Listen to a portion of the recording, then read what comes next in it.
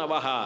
ఎవరైతే సుబ్రహ్మణ్యేశ్వర స్వామి వారికి భక్తులైన వారు ఉంటారో వాళ్ళందరూ కూడా ఆయుష్మాన్ పుత్ర పౌత్రైశ్చ, వాళ్ళు దీర్ఘాయుష్మంతులవుతారు, పుత్రుల్ని పౌత్రుల్ని పొందుతారు.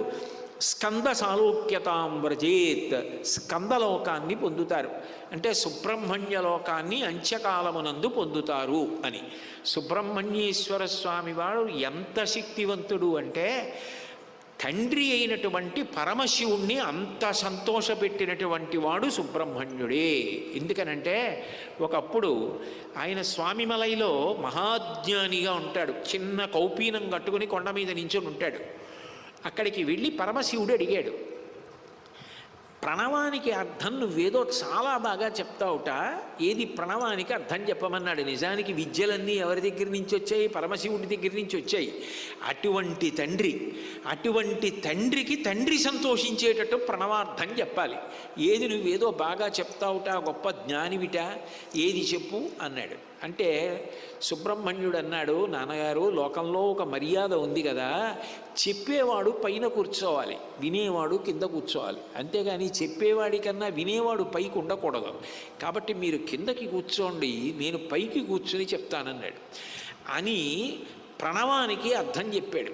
చెప్తే ఇంత పరమశివుడు, నేను ఇన్ని మాటలు ప్రణవార్థం చెప్పాను కానీ ఇంత గొప్ప ఆలోచన నాకు రాలేదురా, ఎంత బాగా చెప్పావు, ఇన్నాళ్ళకి సమస్త జ్ఞానములకు ఆలవాలమైన నాకన్నా బాగా చెప్పి నీ చేతిలో నేను ఓడిపోయేటట్టు చేసి కొడుకు చేత సత్కారము పొందేటట్టు చేశావు.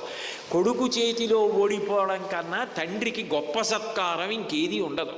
నాకన్నా నా కొడుకు గొప్పవాడయ్యాడని ఓడిపోయి తండ్రి సంతోషం పొందుతాడు.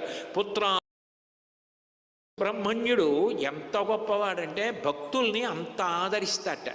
నేను ఒకప్పుడు ఆ దక్షిణ దేశంలో తిరుచెందూరు యాత్రకు వెడుతున్నాను. వెళ్లే ముందు ఎందుకో కాంచీపురం వెళ్ళాను. వెడితే శంకర విజయేంద్ర సరస్వతి స్వామి వారి దర్శనం చేసుకుని ఆయన దగ్గర ఆశీర్వచనం తీసుకుని బయలుదేరుతుంటే ఆయన అన్నారు, ఇక్కడి నుంచి ఎక్కడికి వెడుతున్నావు అన్నారు. తిరుచెందూరు వెడుతున్నానన్నారు. తిరుచెందూరులో ఏం చూస్తావని అడిగారు నన్ను. అయితే సుబ్రహ్మణ్యేశ్వర స్వామి వారి దర్శనం చేసుకుందామని అన్నాను. అంటే ఆయన అన్నారు, తిరుచెందూరులో ఒక గొప్ప శివలింగం ఉంది, చూశావా అన్నారు. నేను ఇప్పుడు చూడలేదు అన్నాను. సుబ్రహ్మణ్యేశ్వర స్వామి వారి దేవాలయానికి వెనకాతల చిన్న శివాలయం ఉంది, అందులో ఒక శివలింగం ఉంటుంది. శంకరాచార్యుల వారు వెనక్కి పిలవబడితే అక్కడికి వెళ్ళి నిలబడితే ఆయన ప్రమేయం లేకుండా ఆయన నోటి వెంట వచ్చింది భుజంగం. భుజంగం అంటే అదొక వృత్తం. భుజంగంలో స్తోత్రం